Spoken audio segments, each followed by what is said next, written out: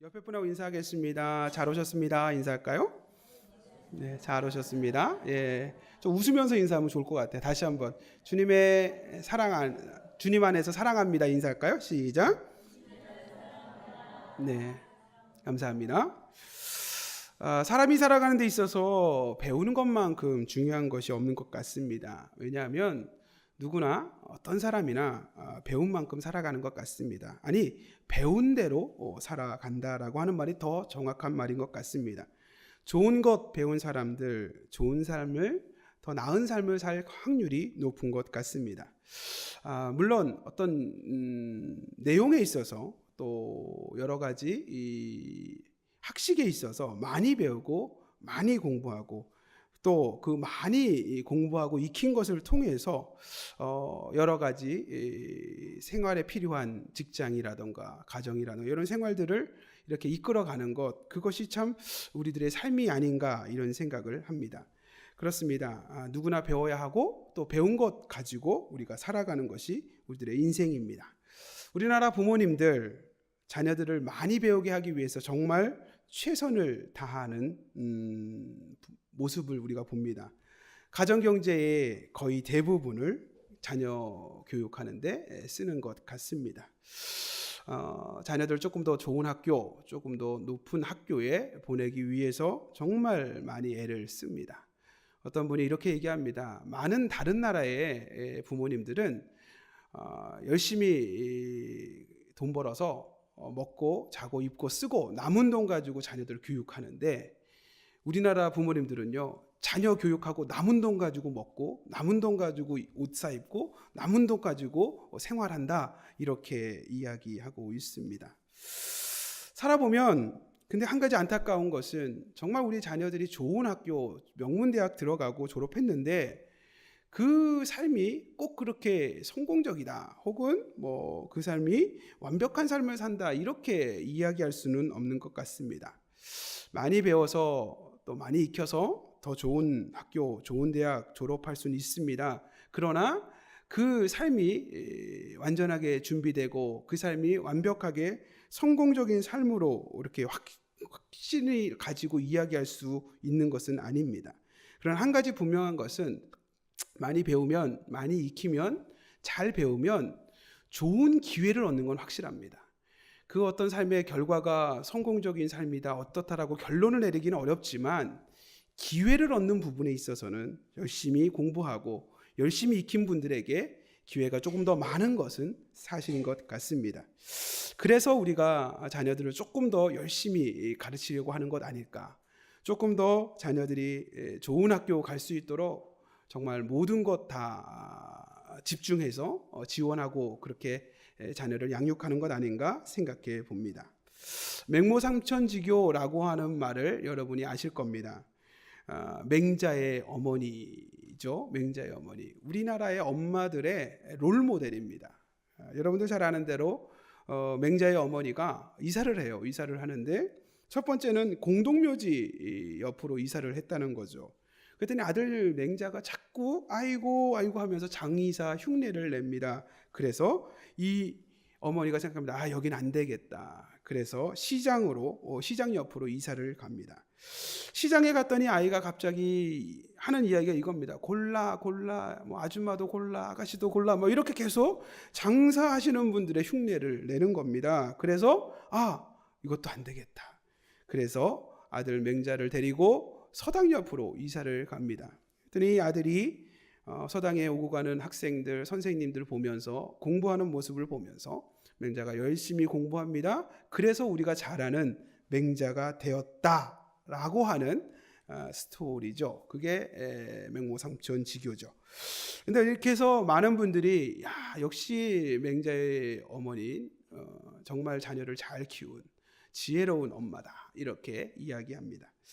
그런데 또 한편으로는 이렇게 얘기할 수 있습니다. 맹자의 엄마의 이 모습을 보면 요즘 매스컴에서 이렇게 좀 비판하는 치맛바람 일으키는 강남 엄마의 전형이 아닌가 이렇게 이야기하는 분들도 있습니다. 자기 자식 잘 되게 하겠다고 여기저기 뭐 이사하면서 아이들 교육시키고 하는 뭐 이런 쪽으로 치맛바람을 일으키는 요즘 엄마들의 어떤 그런 부정적인 모습을 맹자 엄마가 이미 보여준 거 아니냐 이렇게 이야기합니다. 뿐만 아니라 그렇게 지혜롭지도 않은 것 같다 이렇게 얘기합니다. 왜냐하면 공동묘지 왜 이사를 가냐는 거예요. 왜 공동묘지 옆에 이사를 가냐는 거예요. 웬만하면 가지 않는다는 거죠. 웬만하면 안 가는 거기를 가가지고 내가 실수했다 이렇게 얘기한다는 거예요. 좋습니다. 인생이라는 게, 삶이라는 게 실수할 수 있어요. 그래서 잘못했구나, 실수했구나. 그러면 제대로 이사를 해야죠. 이번에 또 왜 시장으로 가냐는 거예요. 이런 말이 있습니다. 한 번 잘못하는 건 실수일 수 있지만 두 번, 세 번 잘못하는 건 그 사람의 실력이다 이렇게 이야기합니다. 맞습니다. 어떻게 보면 한 번 실수해가지고 공동묘지 옆으로 이사했어요. 그러면 두 번째 실수하지 말아야죠. 그런데 이번에 또 실수해요. 시장 옆으로 이사가는 것입니다. 그래서 어떻게 보면 맹자의 어머니가 굉장히 지혜로운 엄마라고 이야기하는 건 좀 다른 것 같다. 도리어 그냥 치맛바람 일으키기 위해서 그때의 상황에 따라 임기응변하는 엄마가 아닌가 이렇게 이야기하는 분들도 있다고 합니다. 그러나 맹모삼천지교에 아주 좋은 해석이 있습니다.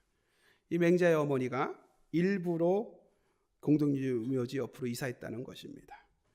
아이에게 죽음이 무엇인지를 가르쳐 주기 위해서라는 것입니다. 죽음을 모르면서 이 세상에 무엇을 배운다는 것, 그거 아무런 의미가 없기 때문입니다. 그리고 이 맹자의 어머니는 아이를 데리고 시장 옆으로 갑니다. 시장만큼 우리 인간 삶의 치열함이, 우리 생존의 그 삶의 실제적 현장이 없습니다. 교육이라고 하는 것이, 배움이라고 하는 것이 단지 추상적인 생각이나 아니면 관념적인 어떤 논리, 철학으로 끝나서는 절대 안 된다. 우리의 삶은 이렇게 치열한 삶이고 사람들이 살아가는 현실이 이렇게 치열하다라는 것을 몸소 가르쳐 준 것입니다. 그리고 나서 배움의 장인 학교 옆으로 이사를 갑니다. 이 아이가 죽음에 대하여, 그리고 또 이 땅의 삶의 치열함에 대하여, 인생에 대하여 배우고, 그리고 배움의 장에 나아갑니다.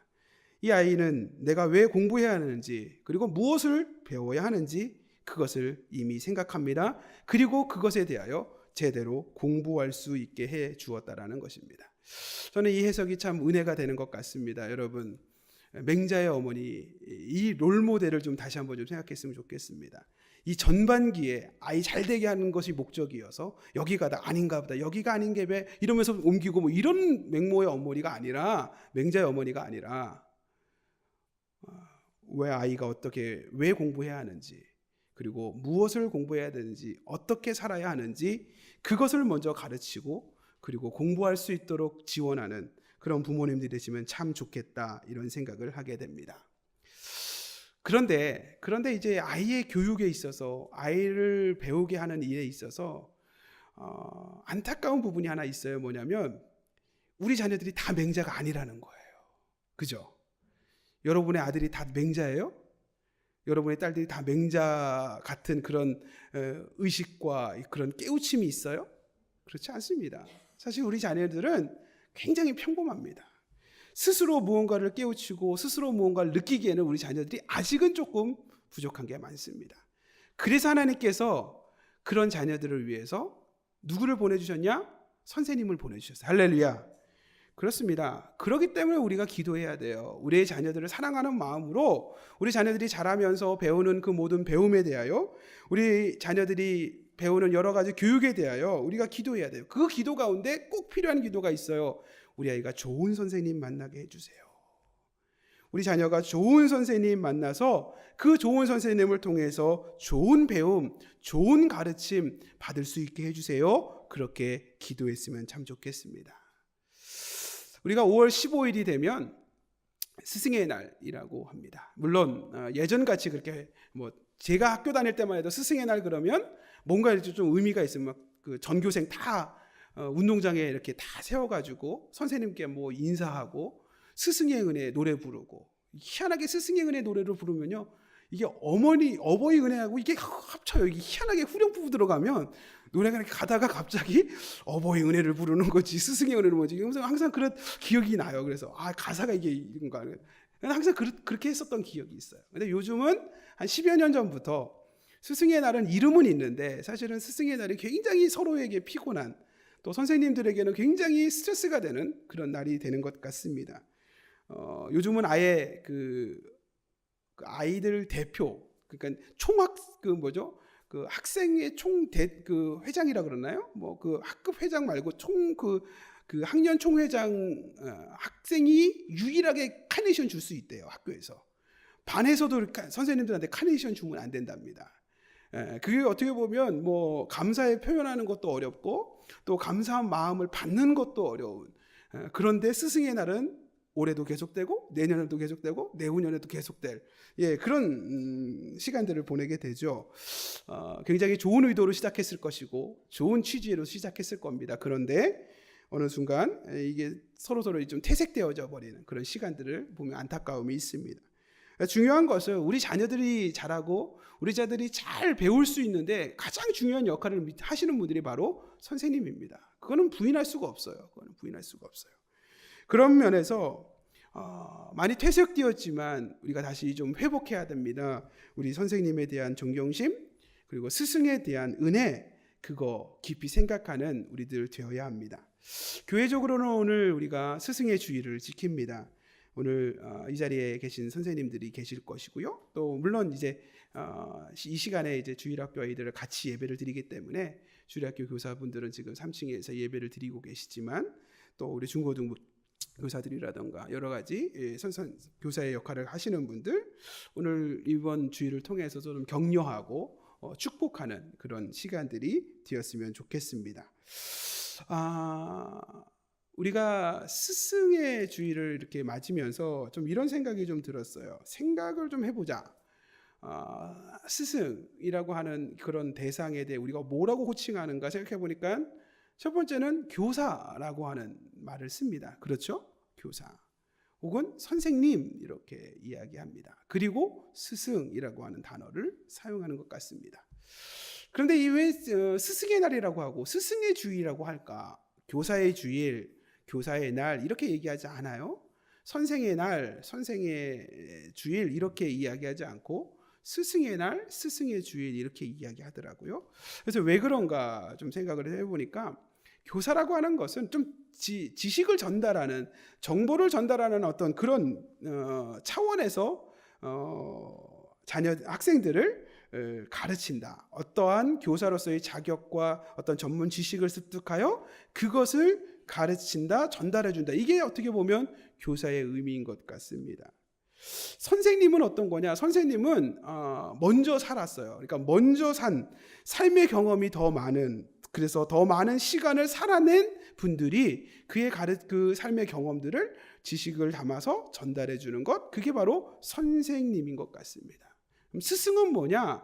스승은요, 어떤 가르침을 통해서 가르치는 것으로 끝나는 것이 아니라 이끌어 준다는 거예요. 인도해 준다는 거예요. 그래서 삶의 모습까지도 책임져 주는 모습, 삶이 좋아지도록 삶까지도 가르쳐 이끌어주고 인도해주는 분, 그분이 바로 스승이에요. 그래서 제가 보니까 좋은 교사가 좋은 스승이 될 수 있겠다. 그러나 이 좋은 교사가 좋은 스승이 꼭 될 수는 없을 수도 있겠다, 이런 생각이 좀 들어요. 왜냐하면 잘 가르치시는데 내용은 잘 전달해 주시는데 학생들과의 관계가 전혀 상관이 없는 분들도 참 많이 있기 때문에 그렇습니다. 대표적인 분들이 누구죠? 학원 강사들. 학원 강사들은요 정말 잘 가르쳐요. 잘 가르치는 것 같습니다. 그런데 그분들을 스승이라고 하기엔 좀 어렵지 않을까, 좀 그런 생각이 듭니다. 그런 면에서 스승은요 학교에만 있거나 아니면 학원에만 있지 않아요. 스승은 가르쳐서 그의 삶을 인도하고 이끌어주는 그런 역할을 하는 분이라고 하는 개념을 가지면 스승은 어디에나 계시는 거예요. 할렐루야. 특별히 우리가 주일, 우리 예배에 참석한 저와 여러분, 이 스승이라고 하는 개념을 가지면 이게 주일학교, 교회학교 교사들만을 위한 주일이 아니라 우리에게 주시는 말씀이 되겠다, 이런 생각을 좀 하게 됩니다. 왜냐하면 우리 자녀들이 이 땅을 살아가면서 스승이라고 하는 존재를 만나는데 최소한 3분은 꼭 만나야 된다는 거예요. 첫 번째는 부모님이에요. 저와 여러분이 우리 자녀들의 가장 먼저 된 스승입니다. 저와 여러분이 우리 자녀들의 평생의 선생님입니다. 할렐루야. 맞죠? 그건 정말 부인할 수가 없습니다. 우리 아이들의 제일 첫 번째 선생님, 제일 첫 번째 스승은 바로 부모님입니다. 그렇기 때문에 부모의 자리에 있으신 분들, 또 부모가 되실 분들은 이 스승과 나는 상관없는 단어, 스승과 나는 상관없는 말이 아니다, 이렇게 생각해도 틀린 말이 아닙니다. 두 번째, 우리 아이들이 만나는 스승이 있어요. 그건 학교의 선생님들입니다. 학교에서 좋은 선생님 만나는 것, 그것은 축복입니다. 그래서 여러분 자녀들을 위해서 기도하세요. 우리 아이들이 학교에서 좋은 선생님 만나게 하여 주세요. 좋은 스승 선생님 만날 수 있도록 주님께서 함께 해주세요. 꼭 기도하셔야 합니다. 할 수만 있다면 여러분 자녀들이요, 크리스찬 선생님 만나면 좋을 것 같아요. 제가 이제 교회 안에 어떤 교육 부서를 감당하면서 직접 학교에서 교사하시는 분들 이야기를 좀 듣고 또 그런 선생님과 같이 사역을 해봤는데요, 확실히 달라요. 크리스찬 선생님들은요, 날마다 어떤 교사로서의 사명감을 자기 스스로 느낄 수밖에 없다는 거예요. 왜냐하면 교회 오면 항상 그러잖아요. 교회 오면 예배 가운데, 말씀 가운데 계속 자기의 어떤 그런 스승으로서 또 선생님으로서의 어떤 사명감을 계속 느끼게 하기 때문에 다른 선생님들보다는 훨씬 더 아이들에 대한 태도라, 아이들에 대한 마음이나 아이들에 대한 그런 모습들을 좀 다르게 할 수밖에 없다, 이런 이야기를 합니다. 제가 그래서 생각했습니다. 우리 아이들이 학교 다닐 때 이런 선생님 만나게 해주세요. 그렇게 기도해야지. 우리 교회 잘 다니는 신앙 좋은, 믿음 좋으신 선생님 만나게 해달라고 그렇게 기도해 왔습니다. 여러분도 그렇게 여러분 자녀들을 위해서 그렇게 기도하시면 좋을 것 같습니다. 세 번째, 우리 자녀들이 만나는 스승이 있어요. 선생님이 있어요. 교회에서 만나는 선생님입니다. 학교에서 장래의 삶을 위하여 지식을 채워주는 선생님 잘 만나는 것, 그거 굉장히 중요합니다. 그러나 그것만큼 중요한 게 있습니다. 우리 아이들의 영혼을 성장시키는 믿음의 스승을 만나는 것입니다. 그렇습니다. 그 믿음의 스승을 만나는 것, 그것이 우리 자녀들에게 얼마나 귀한 일인지 꼭 기억하셔야 합니다. 그리고 한 가지 오해하면 안 됩니다. 믿음의 스승이, 우리 아이들의 영적인 것을 성장시키고 성숙시키는 스승이 단지 교회 학교 교사로 한정되어 생각하면 안 됩니다. 여러분, 스승이라고 얘기하는 건 그 지식이나 이런 내용을 가지고 전달하는 것이 아니라 가르치고 보여주고 배우게 해서 이끌어주고 인도해 준다라고 했어요. 그렇다면 영적인 스승이라고 하는 건요, 교회 학교 교사일 뿐 아니라 여러분들 기도 열심히 하는 권사님이 믿음의 스승이 되는 거예요. 할렐루야. 주님 앞에, 교회 앞에 충성이 있게 섬기시는 안수 집사님, 정말 아낌없이 섬기시는 집사님, 그 모습들이, 그분들이 우리 아이들의 믿음의 스승이 되는 것입니다. 그런 면에서 스승의 주일은 나와 상관없는 주일이 아니라 나를 위한, 또 여러분을 위한 주의 말씀이 들려져야 되고 또 새롭게 결단해야 되는 주일인 줄로 믿습니다. 저와 여러분은 기억해야 합니다. 내가 아이들에게 또 자녀들에게 스승이 될 것인가 말 것인가, 그것은 나의 선택이 아니다. 왜요? 우리는 모두나 스승이에요. 할렐루야. 모든 사람이 다 선생이에요. 모든 사람이 우리는 스승이 되었습니다. 중요한 건 뭐냐? 어떤 스승이 되느냐의 관건이에요. 어떤 스승이 될 것인가, 이것이 우리의 생각이어야 되고 우리의 목표여야 합니다. 교회적으로 지키는 스승의 주일을 맞이해서 우리가 이 마음 함께 나누는 시간 되었으면 좋겠습니다. 내가 스승이라는 사실을 꼭 기억하십시오.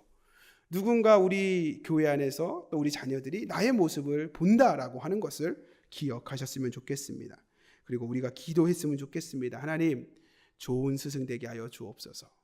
좋은 스승으로 우리 자녀들에게, 또 우리 교회 우리 아이들에게, 또 교회 많은 지체들에게 본이 되는 좋은 스승 되게 하여 주옵소서. 성경에 보게 되면 좋은 스승 모델이 되는 한 사람이 있습니다. 바로 사도 바울입니다. 사도 바울은 우리에게 좀 부담스럽지만 이렇게 말합니다. 고린도전서 11장 1절에 내가 그리스도를 본받는 자 된 것 같이 너희는 나를 본받는 자 되라, 이렇게 이야기합니다. 사도 바울이 이렇게 담대하게 이야기합니다. 내가 예수 그리스도를 본받는 자 된 것처럼 너희는 나를 본받는 자 되라. 이 한마디가, 이 한절이 얼마나 크게 다가오는지 모릅니다. 여러분 자녀들에게 자신 있게 아들, 아빠처럼 살아 이렇게 말할 수 있는 부모님 있습니까? 여러분 자녀들에게 엄마처럼 살라고 담대하게 말할 수 있습니까? 사도 바울이 이야기합니다. 나를 본받는 자 되라. 나처럼 살아라. 나처럼 행동해라. 나처럼 예수님 믿어라. 이렇게 말할 수 있는가? 자신 없어요, 솔직히. 저 개인적으로는 이게 참 어려운 말이에요. 사실 이게 엄청 어려운 말입니다.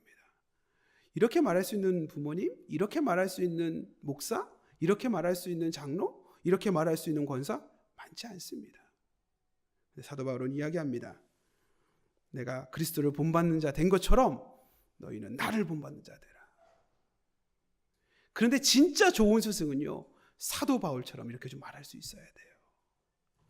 오늘 읽은 디모데후서 1장 11절부터 이 말씀을 통해서 이 좋은 스승, 본이 될 만한, 그렇게 담대하게 이야기할 수 있는 사도 바울의 이 좋은 스승의 이 모델, 그리고 이 모습을 한 세 가지로 한번 좀 정리해 보겠습니다. 첫 번째, 사도 바울이 나를 본받는 자 되라 라고 말할 정도로 담대하게, 또 많은 사람들이 정말 깜짝 놀라게 이렇게 고백할 수 있었던 이유가 뭔가? 사도 바울을 통해서 우리가 좋은 스승, 부모로서 좋은 스승, 교회의 중직자로 좋은 스승, 교회 학교의 교사로서 좋은 스승, 교회의 사역자로서 좋은 스승이 되는 그 비결이 무엇인가? 첫 번째, 자기 사명을 정확하게 깨달읍시다.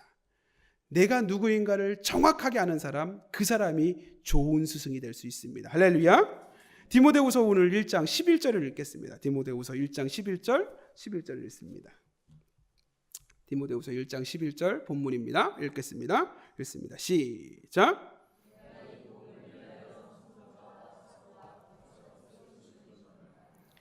사도 바울은 이야기합니다. 내가 이 복음을 위하여 선포자, 복음 전도자죠. 사도, 교사로 세움을 입었다 이렇게 이야기합니다. 사도 바울은 자기가 누구인가를 정확하게 분명하게 알고 있었던 사람입니다.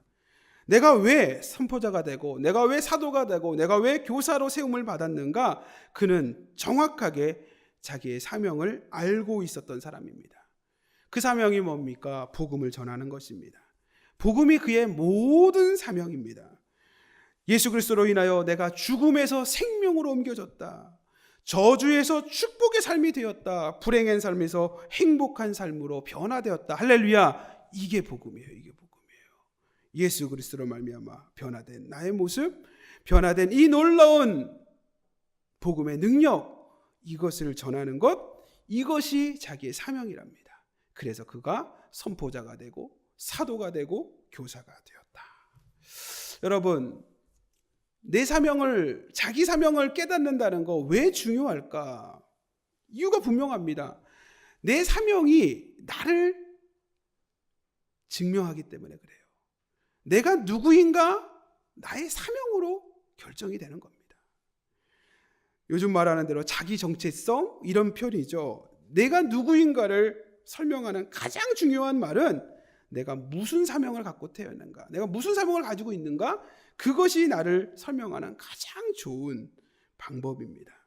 뿐만 아니라 자기의 사명이 확인되면 그 사명 때문에 책임을 다하게 되어 있어요. 왜? 내가 이런 사명을 가졌고 이것을 해야 되는데 여기에서 내가 무엇을 해야 되는가, 여기 책임이 부어지는 거예요. 그리고 주어진 책임에 최선을 다하게 되는 겁니다.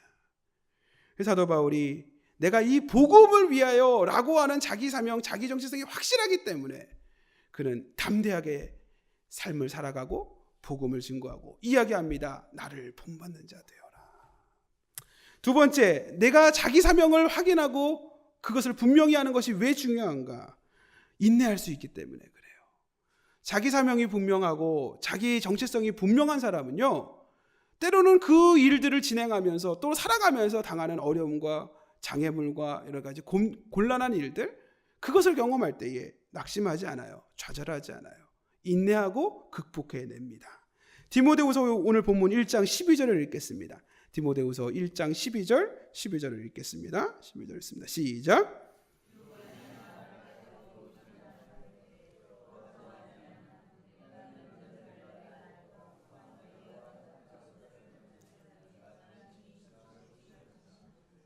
거기에 보니까 이렇게 돼서 이로 말미암아 내가 이 고난 받아도 사도 바울이 받은 고난 얼마나 많습니까? 사도 바울이 제가 금요기도회에 고린도전서 후서의 말씀 우리가 계속 살펴봤는데 고린도후서 거의 12장까지 가서 13장이 끝인데 가면서 보니까 사도 바울이 자기 자랑할 것은요 자기 약함밖에 없다 이렇게 이야기합니다. 자기 자랑할 것은 자기의 약함밖에 없대요. 왜? 내가 약할 때에 그리스도의 능력이 내게 머문다 이렇게 표현되어 있어요. 얼마나 귀한 말씀인지 몰라요. 사도 바울이 이야기합니다. 내가 자랑할 것은 내가 유대인들에게 복음을 증거하기 위해서 40대에서 하나 가만 39대를 5번 맞고 배에서 파선하여서 3번 죽을 뻔하고 강도의 위험 사람의 위험 고난 가운데 고생하고 그것을 자기가 자랑한다라고 담대하게 이야기해요. 왜요? 그것 때문에 그가 포기하지 않아요. 왜? 그는 사명이 분명한 사람이에요. 자기의 사명이 무엇인지를 정확히 아는 사람이에요. 그래서 복음 증거의 사명을 위해서 고난당하고 어려움당하고 그걸 도로 자랑한다는 거예요. 마찬가지입니다. 저와 여러분도 내가 누구인가를 정확하게 아는 것, 그것은 내 삶에 닥치는 고난과 어려움을 극복하고 참아내는, 견뎌내는 힘이 거기에 있습니다. 여러분, 자녀 키우기 쉽지 않죠? 아닌가요?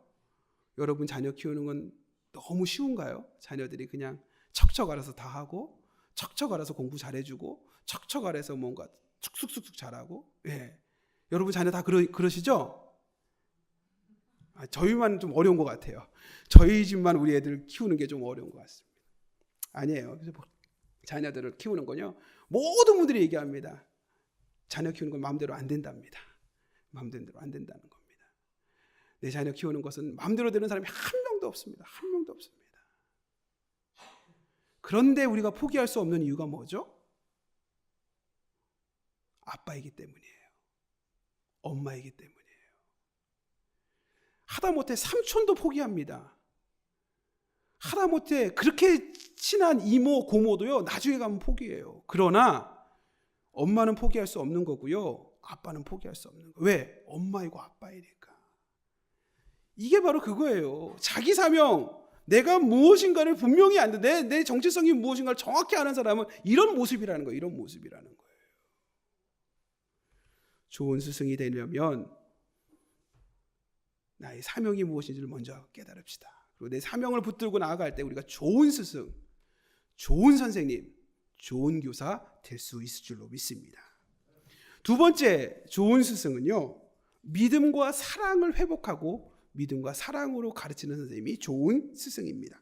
디모데후서 1장 우리 본문 13절 읽겠습니다. 13절 읽겠습니다. 13절 읽겠습니다. 13절 읽습니다. 시작.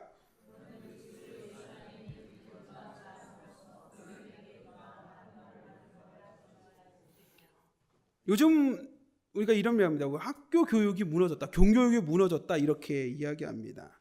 왜 공교육이 무너졌는가? 부모님과 제자, 그 학생과의 관계가 깨어졌기 때문에 그래요. 무너졌기 때문에 그래요. 선생님과 제자의 이 사제간의 관계가 무너졌어요. 깨어져 버렸어요. 왜 그런가? 그 안에 믿음과 사랑이 깨어졌기 때문에 그렇습니다. 선생님이 학생들, 제자들을 사랑하고 돌보는 마음이 무너져 버렸습니다.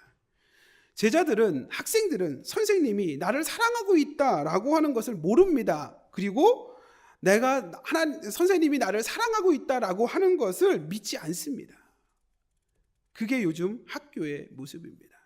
그렇기 때문에 이 믿음과 사랑이 깨어지니까요, 학교 교육이 무너졌다, 공교육이 무너졌다 이렇게 이야기하는 것입니다. 교사는 교사만큼 자괴감을 느끼는 그런 직업이 없답니다. 교사가 되어지는 과정 속에서 느꼈던 교사의 사명감, 교사의 여러 가지 자부심 이런 걸로 가지고 갔는데 현장은 정말 이런 믿음과 사랑이 깨어져 버리니까요, 교사만큼 자기 스스로 내가 뭐 하고 있는 건가라고 하는 그런 무너진 마음, 그런 안타까운 마음 갖는 직업이 없습니다. 학생들은 어떻습니까? 학부모들은 어떻습니까? 선생님에 대한, 학교에 대한 신뢰와 믿음이 깨어져 버렸어요. 그러니까 모든 것을 삐딱하게 봅니다. 모든 것을 한번 다시 좀 되짚어서 이렇게 생각하게 되고 때로는 그것을 왜곡하게 되고 때로는 오해하게 되는 것 같습니다. 여러분, 저는 이런 생각이 좀 들어요. 교회 학교 교사가 아이들 예배 잘 안 드린다고 등짝 때리면 돼요, 안 돼요? 예배 잘 안 드린다고 등짝 때리면 돼요, 안 돼요? 네요. 이렇게 하죠. 그러니까 우리 집 애들은 안 되고 남의 집 애들은 돼요, 이거잖아요. 예, 이게 되기도 하고 안 되기도 하고. 근데 제가 기억하기로는요, 저는 중학교 3학년 때 저희 중학교 이제 그 중고등부 전도사님한테 대걸레자로 엎드려서 맞았어요. 예. 그때는 희한하게 교회에서 그걸 때리대요, 그거를 사람을 때리대요. 근데 왜 뭐 그렇게 남자애들 이렇게 엎드려 뻗쳐가지고 이렇게 매질하고 맞고 학교에서도 많이 맞았던 것 같아요. 학교에서도 많이 맞고. 근데 요즘은 그랬다가 난리 납니다. 예, 만약에 교회에서 아이 등짝 때려요, 예, 전도사님 바로 잘립니다. 바로 잘릴 겁니다. 저도 만약에 그랬다 그러면 자를 거예요. 근데 제가 뭐냐면 이런 생각이 좀 들어요. 아이들 예배나 이런 것들을 좀 잘 드리게 하고 싶은 마음에 등짝 때릴 수도 있을 것이다. 그러나 그 아이에게 그 전도사님이 혹은 그 선생님이 사랑의 포인트, 마일리지를 쌓은 상태에서 해라. 이 선생님이 나를 사랑하시는 분이다라는 걸 알면, 이 전도사님이 나를 사랑하시는 분이라는 것을 이 학생이 알면 때로는 등짝을 때려도 상관없습니다. 그걸 아이들이 안다면, 그렇게 알 수 있도록 해왔다면 때로는 등짝을 때려도 상관없습니다. 그런데 이 사랑과 믿음이 없는 상태에서 나는 선생님이야, 내가 가르치기 위해서 등짝 때리는 거야, 이거 안 되는 거예요. 이제는 이게 안 되는 거예요. 학교에서 아이들을 체벌하면요, 아이들이 선생님이 나를 사랑하기 때문에 나 잘 되라고 체벌한다, 이렇게 아이들이 100명 중에 99명이 그렇게 안 해요. 그래도 한 명 정도는 그렇게 생각하는 학생들이 있을 거라고 생각하고 제가 얘기하는 건데 99명이 안 해요. 그럼 뭐 합니까? 핸드폰 들고 찍어요. 뭐 찍어요? 아이들 폭력교사 이거 찍는 거예요. 그래서 이거 가지고 뭐 교육청에 뭐 교육부에 진 적는다고 막 이렇게 해 나가는 거예요, 시대가. 왜냐하면 서로의 믿음의 마일리지가 사라졌어요. 사랑의 마일리지가 사라졌어요. 그러다 보니까 교육의 어떤 그 특별한 그 관계들이 무너져 버린 거예요. 사제 간의 정이 깨어져 버린 거예요. 우리가 좋은 스승이 되려면 부모님도 마찬가지입니다. 아이들이 나는 부모기 때문에, 아빠기 때문에 엄마 너희를 사랑한다는 걸 자연히 할 거다? 그렇지 않습니다. 자녀들을 사랑으로 믿음으로 잘 보듬어 주셔야 됩니다. 엄마 아빠가 나를 사랑한다는 걸 잘 알고 있는 그런 아이들은요, 엄마 아빠가 때로는 매질을 해도 훈육을 해도 어긋나지 않아요. 엇나가지 않습니다. 믿음의 마일리지를 쌓으세요.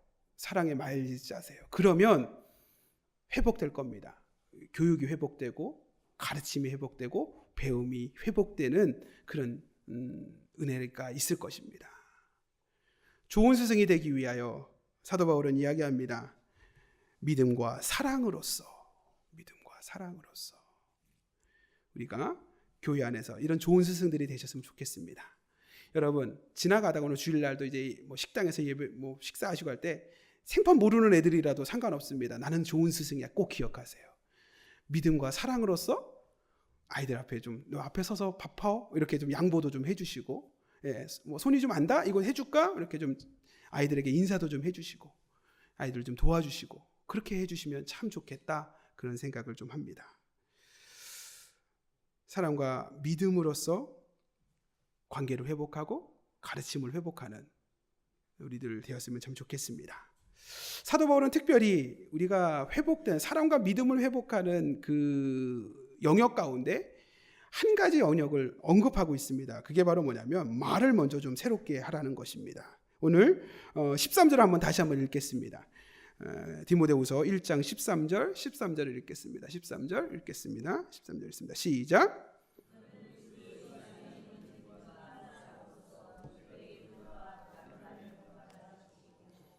거기에 보면 바른 말을 본받아 이렇게 되어 있어요. 바른 말이라는 이 바르다라고 하는 건 건전하다 이런 헬라어 원어가 의미가 있습니다. 그렇습니다. 사람의 인격은요, 그 사람이 하는 말로 드러나게 되어 있습니다. 저와 여러분이 하는 그 말이 그 사람의 인격이에요. 여러분이 사용하는 그 언어가 여러분의 성품이에요. 여러분의 인격이에요. 뿐만 아니라 성경은요, 우리의 말에 능력이 있다라고 이야기했어요. 여러분이 어떤 말을 하느냐, 그 말이 여러분의 영적인 능력이 될 겁니다. 말은 개차반같이 상스러운 말 하면서 내 삶은 거룩할 것이다, 나는 깨끗하고 정결하게 살 수 있다, 이거는 어불성설이에요. 불가능해요. 우리 크리스찬들이 정말 우리가 조심해야 될 건 뭐냐, 말을 조심해야 돼요. 부정적이고 비판적이고 뭔가 꼬인 듯한 말, 그런 분들이 있어요. 그렇게 말하지 않아도 되는데, 그렇게 말하지 않아도 될 텐데 저런 똑같은 의미의 단어를 왜 저런 단어를 사용할까, 왜 저렇게 말하실까 라고 하는 분들이 있어요. 근데 문제는요, 그런 분들은요 영적 권위가 떨어져요. 그런 부모님들은요, 아이들로부터 막 사랑과 믿음의 마일리지가 쌓여지는 게 아니라 그 말 때문에 사랑과 믿음의 마일리지가 깎이는 거예요. 야고보서에 보게 되면 야고보 저자는 야고보서 3장 1절 2절에 내 형제들아 너희는 성생된 우리가 더 큰 심판을 받을 줄 알고 선생이 많이 되지 말아라. 야고보서 3장 2절 우리가 다 실수가 많으니 만일 말에 실수가 없는 자라면 곧 온전한 사람이라 능히 온몸도 굴레 씌우리라. 선생되지 말아라. 왜? 여러 가지 책임이 있기 때문에 더 큰 심판이 있다. 이렇게 무조건 말씀을 하면서 교사되고 스승되고 선생되고 우리에게 뭐냐면 특별히 말의 실수를 줄여라 이렇게 얘기하고 있습니다. 여러분, 스승으로서 부모가 되셨다면 여러분의 말의 실수를 줄이세요. 건전한 말이라고 하는 것, 이것은 영적인 의미가 있어요. 거룩한 말도 되고요. 무례하지 않은 말, 이게 되게 중요해요. 무례하지 않은 말. 여러분 자녀들에게 부모가 무례할 수 있다는 걸 기억하셔야 돼요. 자녀들이 부모님에게 무례하게 말하는 것만 생각하지 마시고 부모도 자녀들에게 무례하게 말하면 안 된다는 거예요. 예에 맞지 않는 말을 하면 안 된다는 거예요. 감정을 배설하는 말이 아니라 배려하는 그런 언어 생활하는 저와 여러분 되었으면 좋겠습니다. 더 나아가서 가급적이면 부정적인 것보다 긍정적으로, 무언가 잘못된 것을 지적하기보다는 참아주고 그리고 또 격려해주는 말로, 그것이 믿음이 필요합니다. 믿음으로 자녀들에게 말하고 또 교회 공동체 안에 자녀들, 우리 주일학교 자녀들, 중고등부 자녀들을 위해서 말해주시고 또 교회 지체들을 위해서 영적인 자녀들이 다 서로 있어요. 장로님은 장로님답게, 안수집사는 안수집사답게, 집사님은 집사님답게 그런 영적인 어떤 스승으로서의 그런 말의 성숙함이 저와 여러분에게 있기를 주님의 축복합니다. 마지막으로 좋은 스승은요, 성령의 은혜를 구하는 사람입니다. 디모데후서 1장 14절을 읽습니다. 디모데후서 1장 14절 읽겠습니다. 14절 읽습니다. 시작.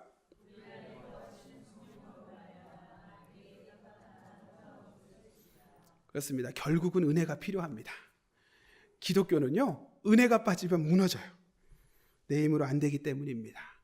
내 노력으로, 내 경험으로 그건 한계가 있습니다. 그래서 우리가 성령 의지하는 겁니다. 성령의 은혜 붙잡는 겁니다. 그렇게 될 때에 우리가 아름다운 사명 감당할 수 있을 줄로 믿습니다. 우리 자녀들의 아름다운 미래를 지켜줄 수 있을 줄로 믿습니다.